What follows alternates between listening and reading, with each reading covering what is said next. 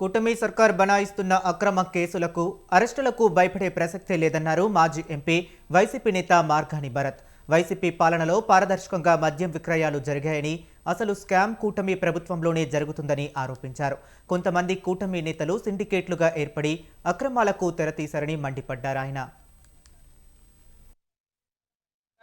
Warrior మేమంతా కూడా ఖచ్చితంగా మీరు ఎన్ని అరెస్టులు చేసినా ఏం చేసినా ఎక్కడా కూడా వెనికేది లేదు, జడిసేది లేదు. ఇవాళ ఖచ్చితంగా మేమంతా కూడా పోరాడతాము. మిథున్ రెడ్డి గారికి బాసటగా ఆంధ్రప్రదేశ్ వ్యాప్తంగా వైఎస్ఆర్సీపీ ప్రతి ఒక్క శ్రేణి కూడా నడుము కట్టి ముందుకున్నామని ఈ సందర్భంగా తెలియపరుస్తూ, ఇవాళ ఆంధ్రప్రదేశ్ రాష్ట్రంలో జరిగేది ఇప్పుడు జరుగుతా ఉంది స్కామ్. గత ప్రభుత్వంలో చంద్రబాబు నాయుడు గారు ముఖ్యమంత్రి కింద ఉన్నప్పుడు డిస్టిలరీస్ కి ప్రివిలేజ్ ఫీ అనేది తగ్గించారు.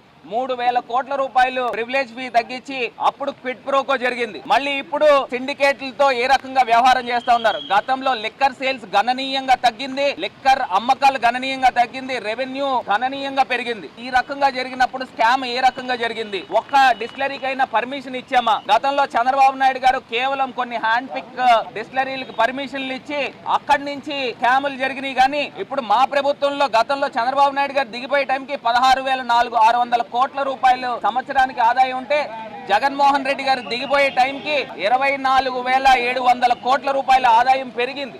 అసలు గవర్నమెంట్ ఎక్స్చెక్కర్ కి సుమారుగా 1,000 కోట్ల రూపాయల ఆదాయం పెరిగినప్పుడు స్కామ్ అని మీరు ఏ రకంగా అంటారని అడుగుతా ఉన్నాం. ఇది కేవలం కక్షపూరితంగా జరిగింది. ప్రతి వైఎస్ఆర్సీపీ శ్రేణి కూడా మిథున్ అన్నకి అండగా బాసటగా నిలబడతామని ఈ సందర్భంగా తెలియపరుస్తున్నాం.